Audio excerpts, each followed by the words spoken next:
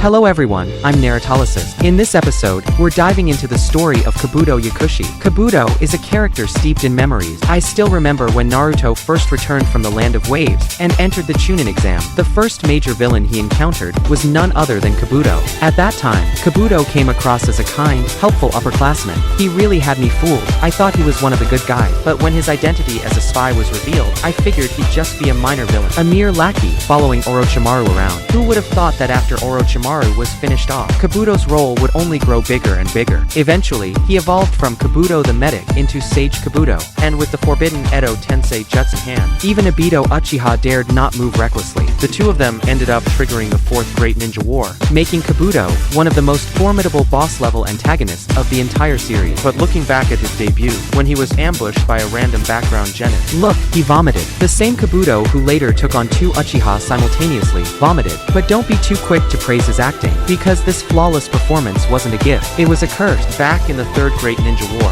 a Konoha medical ninja rescued a young boy on the battlefield. The child had suffered a head injury and lost all his memory. He didn't know which village came from, who his parents were, or even his own name. Fortunately, the one who saved him was Nono Yakushi, a kind-hearted head of an orphanage. She took the boy in, gave him a warm place to live, and gave him a name, Kabuto.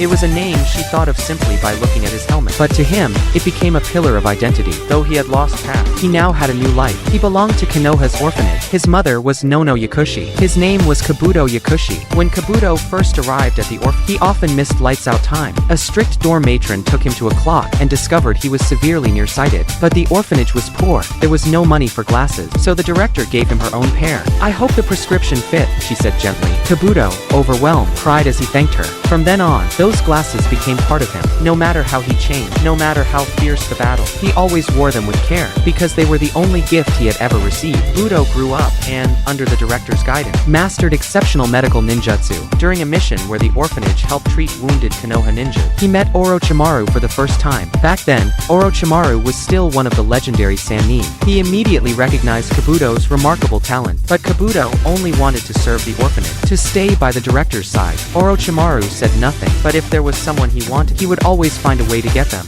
One night, Orochimaru came to the orphanage with Danzo and Shikuro Aburame. It turned out that the orphanage director had a hidden past. She had once been the top intelligence officer in Root, known as the Wandering Priestess. Danzo explained that war with the Stone Village was imminent, and asked her to infiltrate Iwagakure for intel. She refused. She had already left Root and no longer obeyed Danzo. But Danzo threatened the orphanage's safety to force her compliance. He added one more demand. He wanted to recruit one child from the orphanage into Root. Obviously, their target was Kabuto, so Kabuto became a spy for Root, operating undercover across nations, bringing back valuable intelligence for Konoha. He never failed Danzo, but the more intel he gathered, the more dangerous he became. Eventually, it wasn't the enemy who wanted him dead, it was his own people. In fact, from the very beginning, Danzo had already planned to have him eliminated. And the cruelest part? The one ordered to kill him was his own adoptive mother, the director. After returning to Root, the director was immediately sent to infiltrate Iwagakure. All those years, she could only learn about Kabuto through photographs, but as time passed, the organization gradually replaced his photo with someone else's. So when she encountered Kabuto and attacked, Kabuto, acting on reflex, accidentally killed her, and she never even realized. The person in front of her was the child she had once saved. As she lay dying, Kabuto gently put her glasses back on her face, the ones she had given him. He desperately cried, "I'm Kabuto." But the director, weak and confused, asked the question that shattered him completely. "Who are you?" For Kabuto, it was a soul-crushing blow. He had already been an orphan with no memories. It was the director who gave him a name, a sense of identity, a place in the world. Even though he became a Root spy, even though he lived behind a mask, he believed, deep down, that there was at least one person in this world who remembered the real him. But now, even she had forgotten. Kabuto stared blankly at his reflection in the water. "Who am I really? Why doesn't she recognize me?" At that moment, Orochimaru emerged from the water. "I remember you, Kabuto," he said excitedly. He knew this boy would soon be his. Orochimaru revealed the full truth. Root had manipulated and betrayed them both, and Kabuto, being sharp as ever, immediately understood. Orochimaru had come not to comfort him, but to eliminate any remaining survivors. In a fit of rage, Kabuto attacked him, using his chakra scalpel to slice him apart. But Orochimaru, like a genie from a lamp, slithered out of his own mouth unharmed. He would never take orders from Danzo. After all, he had his eyes on Kabuto long ago. Then Orochimaru offered Kabuto a path to know who you are. All you need is to gather all the information in the world. With enough intel, there's nothing you can't uncover. And so, he invited Kabuto to join him in building the Sound Village, to pursue truth and uncover the ultimate reality of the world. Together, after losing everything, Kabuto chose to follow Orochimaru. At the very least this time, it wasn't anyone else's order. It was his own decision. His goal of gathering all the information in the world was distant, but it gave him a sense of purpose. With Orochimaru's genius and Kabuto's intellect, the Sound Village rose quickly. At the same time, Kabuto continued doing what he did best: espionage. He infiltrated the Akatsuki and became Sasori's subordinate. Then, acting as a double agent, he returned to Orochimaru's side to feed him intel on Akatsuki. Later, he went back to Konoha, reviving his old identity as the adopted son of medical ninja Nono Yakushi. He posed as an unremarkable genin, a nobody. He repeatedly entered the Chunin exam, gathering intel on shinobi from other villages each time. But here's a bit of a plot hole. Why didn't Danzo expose him? Did Orochimaru use some public relations trick on him? Now we arrive at Kabuto's 7th Chunin exam. This time, he carried two crucial missions. 1. To assist Orochimaru in launching an attack on Konoha. 2. To investigate a young genin named Sasuke Uchiha. And so, just as Naruto, Sasuke, and the rest of the newly graduated Rookie 9 set foot in the exam hall, they encountered the most seasoned spy in the entire ninja world. Kabuto, looking like a kind senpai, eagerly offered his wisdom from failing the exam 6 times, cheerfully sharing his insights. When he introduced his ninja info card, explaining each village's candidate, he casually mentioned that the Sound Village was newly formed, and that there wasn't much information available about them. This seemingly offhand remark angered 3 Sound Ninja, who were also Orochimaru's subordinates. They saw themselves as elite on a special mission, and didn't take other genin seriously at all. But now some 6-time flunky seemed to be looking down on them. They felt it was time to teach him a lesson, so they attacked. These disposable henchmen, sent by Orochimaru for Sasuke to level up on, struck at the second-in-command of the Sound Village. Kabuto narrowly dodged their attack, but his glasses shattered in the process. In the next second, his pupils contracted, and he collapsed to the ground, vomiting violently. Everyone present was left stunned. No one could quite figure out what special move the Sound Ninja had used, but they all drew the same conclusion. This guy with glasses who failed 6 times was clearly harmless. Even Naruto, Sasuke, and the others let their guard down, completely buying into Kabuto's act as a weak, kind upperclassman. The first written exam went by without much to say, despite the test being extremely difficult. For someone like Kabuto, who had intel on half the shinobi world, it was nothing. But the second stage, the Forest of Death, where teams battled over scrolls, was Kabuto's real opportunity to get close to Sasuke. After Orochimaru personally placed a curse mark on Sasuke, Kabuto, pretending he had been separated from his team, found them. First, he stopped Naruto from peeking at their scroll. Then, after confirming that Sasuke had survived the curse mark, he helped them pass the second stage. Sasuke once asked, "Why are you helping us? Are you scared to be alone?" Kabuto replied calmly, "That's right." He was afraid they'd get eliminated early, and he'd miss the real show. During this phase, they were attacked by 3 genin from the Hidden Rain village. It was in this fight that Kabuto's Oscar-worthy acting shone through. He repeatedly risked his life to protect Naruto, even getting seriously injured. But when the Rain Nin tried to finish him off, Kabuto finally snapped. "I was playing along with you, and you dare try to hurt me." He gave them a single glare, and in an instant, the killing intent he released left them frozen in place. It was the same overwhelming pressure we saw earlier when Orochimaru stared down Sasuke and Sakura. This was the aura of a true apex predator. At the top of the food chain, after passing the second exam, Kabuto handed over the intel he had gathered on Sasuke to Orochimaru. And just like that, all the injuries he had suffered moments earlier instantly healed. During the preliminary matches of the third exam, Kabuto saw Orochimaru, disguised, show up at the arena, so he voluntarily withdrew from the exam. With Orochimaru now personally present, there was no need for him to continue monitoring Sasuke. After reviewing the intel, Orochimaru quickly summoned Kabuto again. He had originally believed that Sasuke, in his desire for power, would come to him seeking the strength of the curse mark, but according to Kabuto's report, a boy named Naruto Uzumaki had a major influence on Sasuke. Just to be safe, Orochimaru decided the two needed to be separated immediately, so he ordered Kabuto to bring Sasuke to him. At Konoha Hospital, Kabuto easily dispatched 3 Umbuk guard, but just then, Kakashi arrived. The two exchanged brief blows, and Kabuto used Dead Soul Jutsu to escape effortlessly. However, his identity was now exposed. Kakashi grew uneasy. Someone this powerful was also working under Orochimaru? Even Orochimaru himself admitted that Kabuto's strength at this point was comparable to Kakashi's. Then again, this is Kakashi. He's always a 50-50 matchup with anyone. Later that night, Kabuto had a secret meeting with Baki from the Sand Village. Despite looking like a minor character, Baki was actually a top jonin from Sunagate Gear, Gaara's sensei, and a formidable ninja. This time, the Sand Village had allied with Orochimaru to launch a joint attack on Konoha. Their secret conversation, however, was overheard by Hayate Gecko, a proctor hiding nearby. Unaware that he'd been discovered, Hayate planned to report the alliance between the Sound and Sand, but Kabuto, filled with killing intent, said, "There's still one thing left. Let me handle it." Baki replied, "I'll do it. It's just a rat." Hayate fled as soon as he realized he was foiled, but Baki was faster. Hayate's sword style, Dance of the Crescent Moon, was flashy, but couldn't pierce Baki's armor. He was quickly taken out. Back at the arena, Kabuto disguised himself as an Umbu operative, waiting for the right time to strike during the final round of Chunin exam. Meanwhile, Hinata, still injured from her fight with Niji, collapsed as her internal injuries flared up. Surprisingly, Kabuto stepped forward and used his elite medical ninjutsu to treat her. Why he took the risk of exposing himself just to help Hinata, we may never truly know. Later, during the match between Gaara and Sasuke, Kabuto saw that Gaara had been wounded by Chidori. Realizing that Chikaku was no longer reliable, he immediately issued the attack order. Using a wide area genjutsu, he hypnotized everyone in the stands who had low genjutsu resistance. At the same time, Orochimaru launched his assault. Signal after signal went off. The invasion of Konoha had officially begun.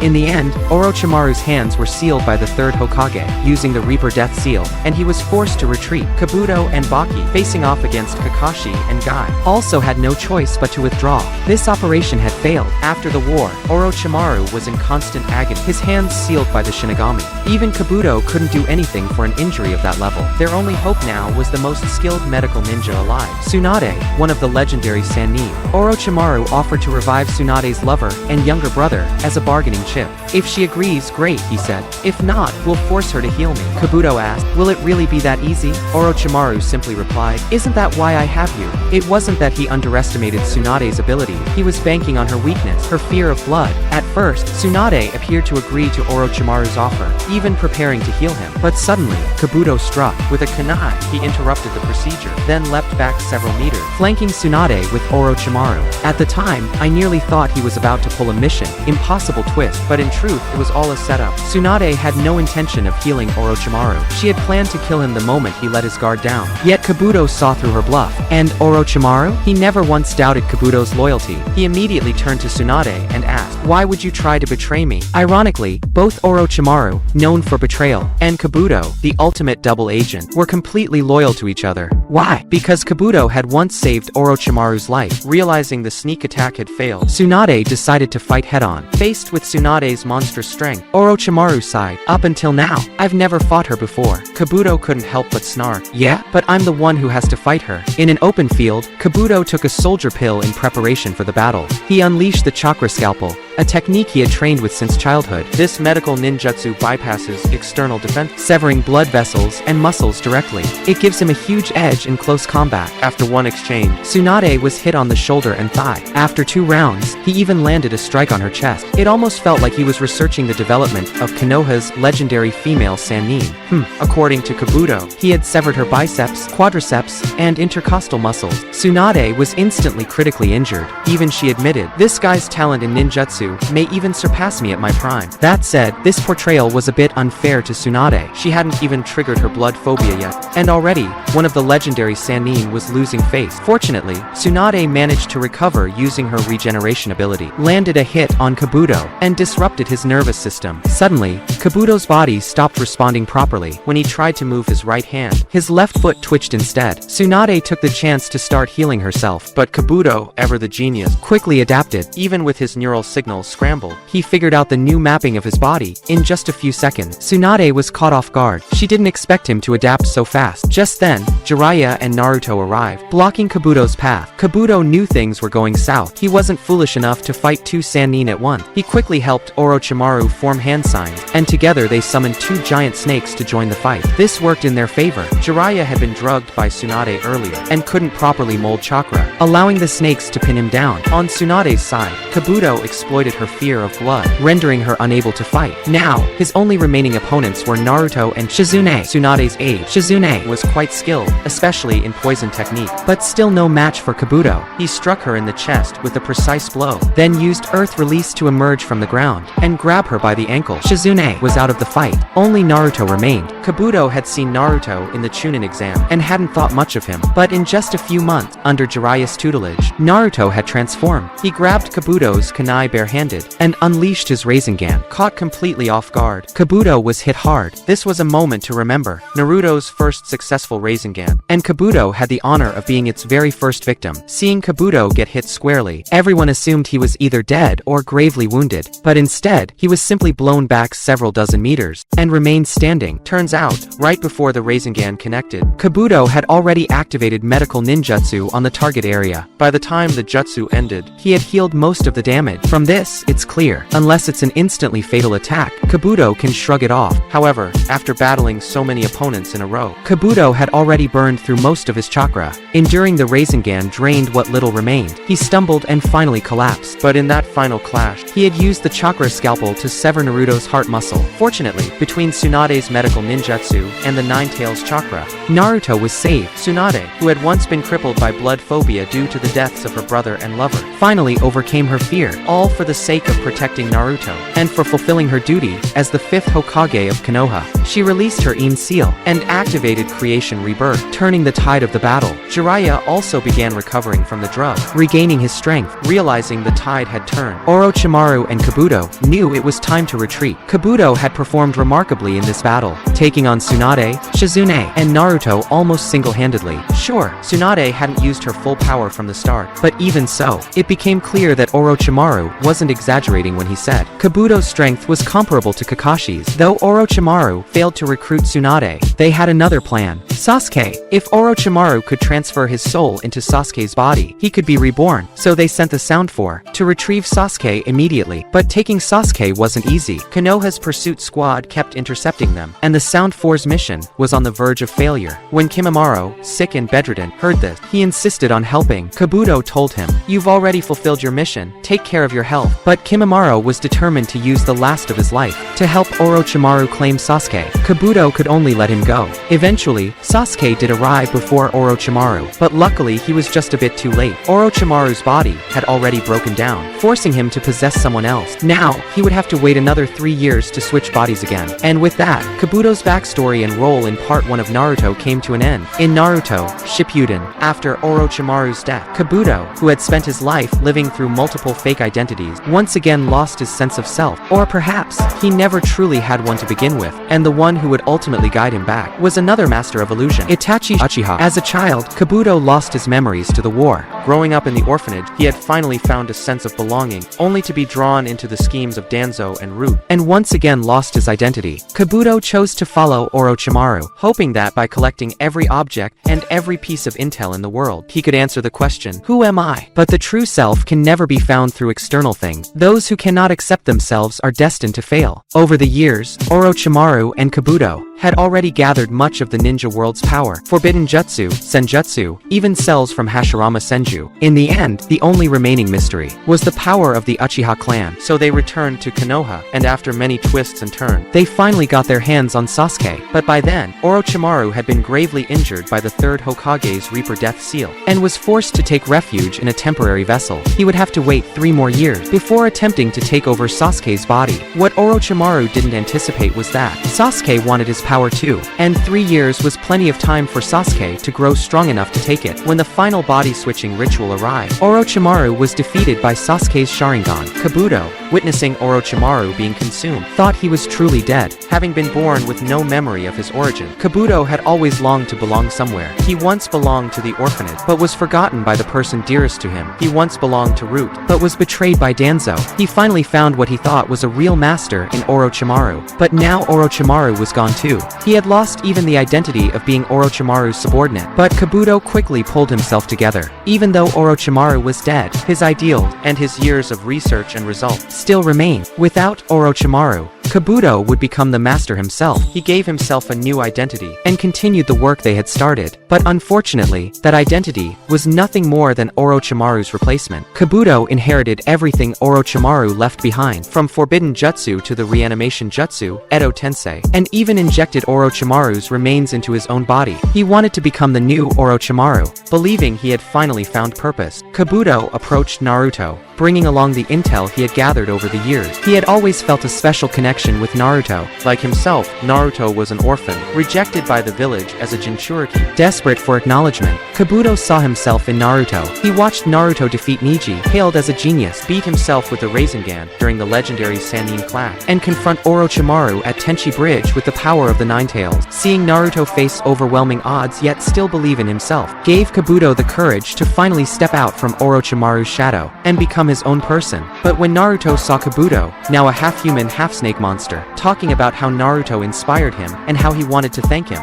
Naruto was left speechless. What the hell happened to you? Still, he accepted the intel about the Akatsuki and immediately tried to capture Kabuto. Kabuto escaped with ease. Once I fully master Orochimaru's power, I'll return to fight you properly. Ironically, that intel Kabuto gave to Naruto ended up helping himself later. The Akatsuki members, defeated by Naruto and the others, would become powerful pieces in his Edo Tensei army. But Orochimaru's power wasn't so easy to absorb. Kabuto's body began to deteriorate quickly. Besides Orochimaru, he also implanted cells from Suigetsu, Karen, and even the Sound 5. Trying to fuse so many abilities into one body was basically suicide, but Kabuto survived it all, likely because he obtained the body of the White Snake Sage, a being with incredible vitality. That's how Kabuto suddenly rose to final boss status. Years earlier, during their research on Yugo, they traced the origin of the curse mark's power to the Ryochi Cave. It's one of the 3 legendary sage regions, alongside Mount Myaboku and Shikatsu Forest. When Orochimaru first found Ryochi Cave, his body was already too weak to endure sage training. He likely intended to return once he had Sasuke's body, but he never got the chance. Kabuto took his place and became the first person in the ninja world to master the White Snake Sage mode. After emerging from the cave, Kabuto's ambition grew. He realized he didn't just have to be Orochimaru. He could be anyone. With enough power, he could seize control of the entire world, and at that point, identity and self wouldn't matter anymore. But the world had changed. A masked man calling himself Uchiha Madara declared war on the 5 great nations, and Kabuto's target, Sasuke, had joined him. Though Kabuto now possessed sage powers, he knew he couldn't just snatch Sasuke from someone as dangerous as Madara. So, guided by intel and Black Zetsu, Kabuto scoured the world for the corpses of history's greatest shinobi and revived them using Edo Tensei. In doing so, he discovered that the man in the mask wasn't the real Madara, because he had already found the real one. With the strongest army in the ninja world behind him, Kabuto confidently approached the masked man, who was actually Obito Uchiha. At first, Obito didn't take Kabuto seriously. To him, Kabuto was just a former Akatsuki lackey. Kabuto began humbly. I used to be one of the small fish, but Obito interrupted with disdain. You're just a traitor, and immediately launched an attack. Kabuto responded by summoning 5 former Akatsuki members with Edo Tensei. Obito was stunned. Even Nagato and Itachi were among them. He was forced to reconsider Kabuto's power. What do you want? Obito asked. Kabuto replied, I just want to work with you. You're about to start a war, right? I can provide the manpower. Obito narrowed his eyes. What's your price? Kabuto smiled. Uchiha Sasuke. Obito hesitated. He knew handing over Sasuke would be dangerous. What if I say no? Obito was already preparing for a fight, even if it meant facing the entire revived Akatsuki alone. He was confident, but Kabuto gave a slight smirk and summoned one more coffin. As the lid opened, Obito's expression turned to horror. That? Kabuto simply said. You can't refuse. Inside that coffin was the real Uchiha Madara, the only man Obito would bow to. Obito forced a laugh. Kabuto, I didn't expect you to be this capable. Phoenix. We'll work together, but I'll only hand over Sasuke after the war is won. And so, the two formed a shaky alliance, but both were plotting behind the scene. Kabuto wanted to use Obito to take over the world, and Sasuke would just be part of the spoils. Obito, who had already betrayed Madara, had no intention of keeping his word. Once he won and gained the power of the Ten-Tail, Kabuto would be expendable, but until then, their interests were aligned. Obito had an army of 100,000 white Setsu, mostly cannon fodder, but his own strength and seven-tailed beasts made him terrifying. Kabuto, while not as strong physically, had an army of reanimated Kage-level shinobi. The 7 ninja swordsmen of the mist were just the tip of the iceberg, and most importantly, he had Uchiha Madara, a living cheat code. Together, just the two of them, were about to take on the entire ninja world, and unless something drastic happened, victory seemed inevitable. But then, first twist happened. A twist that would set off all the other twists to come. When Kabuto sent Edo Itachi and Edo Nagato to capture Naruto and Killer Bee, Itachi broke free from his control, thanks to a failsafe he had planted while alive. Shirsui's Mangekyo Sharingan, hidden within Naruto. Itachi cast the most powerful genjutsu, Kodo Amatsukami, on himself. It overrode the effects of Edo Tensei entirely. Panicked, Kabuto poured all his focus into controlling Nagato, hoping to eliminate Itachi and steal Shirsui's eye. But facing Itachi, Naruto, and Killer Bee together, and with poor coordination, Nagato was ultimately sealed by Itachi's Totsuka blade. And just like that, Kabuto created his worst enemy, a brilliant Uchiha with no physical limit, no chakra or dojutsu restriction, and full free will. Itachi used his Edo form to trace the summoning link back to Kabuto's hideout. On the way, he encountered Sasuke, who had just awakened his eternal Mangekyo Sharingan. Together, the Uchiha brothers now represented nearly half the fighting power of the allied shinobi forces. Meanwhile, Kabuto was completely alone. His Edo Tensei army was deployed elsewhere. Madara was still toying with the 5 Kage, but Kabuto wasn't afraid at all. Upon seeing Itachi, he even gave a friendly warning. Edo Tensei can only be undone by the caster. If I die, it can never be stopped. That meant Itachi couldn't kill him. Kabuto knew Itachi had powerful genjutsu like Tsukuyomi, but in White Snake Sage mode, Kabuto could cut off visual input entirely, relying purely on thermal detection, with regenerative powers from Karen, liquefaction from Suigetsu, and the eternal vitality of the White Snake Sage's body. Non-fatal damage meant nothing to him. He couldn't be killed, couldn't be hurt, couldn't be trapped by genjutsu. On paper, Kabuto was invincible. In his own words, I honestly can't think of a way I could lose. And indeed he couldn't, because nowhere in his vast intel did it mention the Uchiha clan's forbidden jutsu that didn't rely on sight. Izanami, a technique that trades away light for fate. And Itachi was Kabuto's natural enemy. Before the battle, Kabuto tried to win Sasuke over. He'd been in Ryuchi Cave for over 100 episodes and hadn't kept up with the plot. He still thought Sasuke was that kid, obsessed with taking revenge on Itachi. But Sasuke already knew the truth about his brother. Now, he was Itachi's #1 fanboy. There was no way Kabuto could sway him. Left with no choice, Kabuto fought them head-on. He thought he could still easily take down Sasuke, but he wasn't the only one who had powered up. Sasuke now wielded the eternal Mangekyo, his strength on par with Itachi. When both brothers activated Susanoo, Kabuto was left with no opening to strike. Realizing he had to take one down first, Kabuto unleashed his trump card, Sage Art, White Rage Technique. This jutsu emits high-frequency vibration that cause resonation with bones, eardrums, and internal organs, paralyzing everyone within range, accompanied by a blinding flash and an explosive sound wave. Under its effect, Sasuke couldn't even maintain his Susanoo. Only Kabuto in Sage mode could move freely. He rushed towards Sasuke, intending to take his prize before things got worse. But then, Itachi's Susanoo suddenly appeared to block him. What? How could he still see? He couldn't. Itachi had simply made a blind decision to shield Sasuke. As he said, even without sight, I know exactly where you'll strike. Going for Sasuke gives you the highest chance of success. You could use him as a hostage. Kabuto had a high IQ, and Itachi used it against him. He predicted Kabuto's logical thinking, and used it to calculate his move. And even beyond that logic, if Itachi had to choose between them, he would always protect his brother, no matter what. After all, he was already dead. There was nothing left to fear. After that, Itachi and Sasuke launched their counterattack. They were reminded of their childhood, when they once hunted wild boars together. Using that memory as a cue, Sasuke pinned Kabuto's tail with an arrow, while Itachi provided cover. But it was all a trap. Kabuto had deliberately deliberately left an opening. With his liquefied body, there was no way a sword could truly bind him. As Itachi rushed in, Kabuto suddenly drew his blade and impaled Itachi's body. But at that moment, Itachi's left eye quietly began to spin. Kabuto didn't notice. He had already cut off his visual input. Using a crow substitution, Itachi snatched away the Kusanagi sword and slashed off one of Kabuto's horn. In response, Kabuto unleashed a new jutsu, Sage Art, Inorganic Reincarnation, a technique that gives life to inanimate matter. A dream move for any puppet master. Stalactites animated by this jutsu instantly pierced through Itachi's body. Kabuto then pulled out a chakra tag, aiming to reclaim control of Itachi. Sasuke immediately unleashed Amaterasu and Kagetsuchi, forming a protective barrier to shield his brother. Seeing his enemies pushed to the brink, Kabuto began to boast. "I've won. I'm closer than ever to ruling everything. I'm the one closest to the Sage of Six Paths. Compared to me, the Uchiha are nothing." But beneath those words was deep-seated insecurity. Kabuto had always felt inferior to the Uchiha, not because of their power, but because of their identity. The Uchiha were a renowned clan in Konoha, steeped in history, with a powerful Kekkei Genkai. Just showing a Sharingan would command respect from shinobi of any village. This was the sense of belonging Kabuto never had. Itachi had everything: a name, a legacy, a bloodline. Kabuto, born without memories, had nothing. So he clung to external powers for a sense of security, and now he frantically cycled through all the powers he had stolen. The Sound Fives technique, even Orochimaru himself, what was once an eerie sage mode,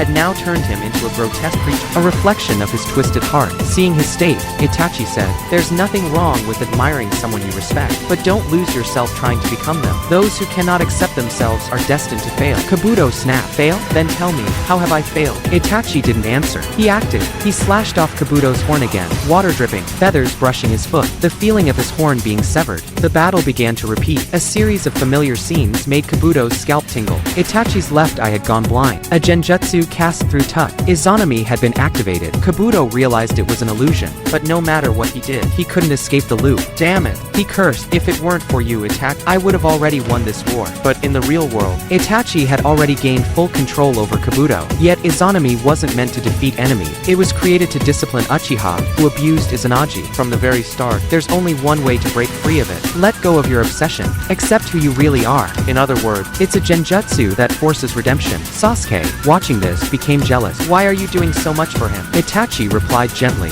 "Because he's just like I was, thinking he could do everything alone, twisted by fate, unable to forgive or accept himself. I don't want him to die lost in the dark like I almost did." That was Itachi's self-awareness. He once tried to carry the entire burden of the Uchiha massacre, playing the role of a villain who betrayed his clan and his village. He acted that part until the end, hoping Sasuke's hatred would die with him. But when Sasuke learned the truth, he became determined to destroy Konoha instead. Now, through Edo Tensei, Itachi finally realized what Sasuke needed that night was not revenge, but his big brother. At last, Itachi made Kabuto undo Edo Tensei and began to fade away. Sasuke, still stubborn, said, "I'll still destroy Konoha." But this time, Itachi smiled softly. "Remember, no matter what you become, I will always love you." Though Edo Tensei is usually a violation of the dead's will, for Itachi, it became a second chance to make things right. Izanami was the gift he left to Kabuto, not as a punishment, but to help him reclaim the name Kabuto Yakushi. Kabuto had always had a home. He just didn't dare return. He couldn't forgive himself for accidentally killing the orphanage director, nor forget the moment she looked at him and asked, "Who are you?" He erased the orphanage from his heart, that place of love and trauma, but it had been his very first memory. Back then, the children at the orphanage had always been waiting for him to return. After walking through so much darkness, instead of rejecting the past and trying to prove himself through power, what he really needed was to go back and start over as his true self. Eventually, Kabuto emerged from Izanami and stepped out of his darkness. He once tried to control Itachi with Edo Tensei, but Itachi had shown him a new path. So Kabuto appeared on the battlefield, using everything he had learned to save Sasuke's life. It was his way of repaying Itachi, and finally, finding his way home. After the war ended, Kabuto was pardoned by Konoha for his crime. Saving Sasuke was more valuable than even reviving the 4 Hokage with Orochimaru. And so, Kabuto returned to the orphanage. After playing countless roles, he finally got to be himself again. Later, in Boruto, the orphanage welcomed a new batch of children, Sharingan-wielding clones. Kabuto and his orphanage quietly became one of Konoha's most terrifying hidden forces, no less threatening than Orochimaru's lab. That's the end of today's video. If you enjoyed it, please subscribe to my channel for more. Check out my other videos as well. This is Narutolysis. See you in the next one.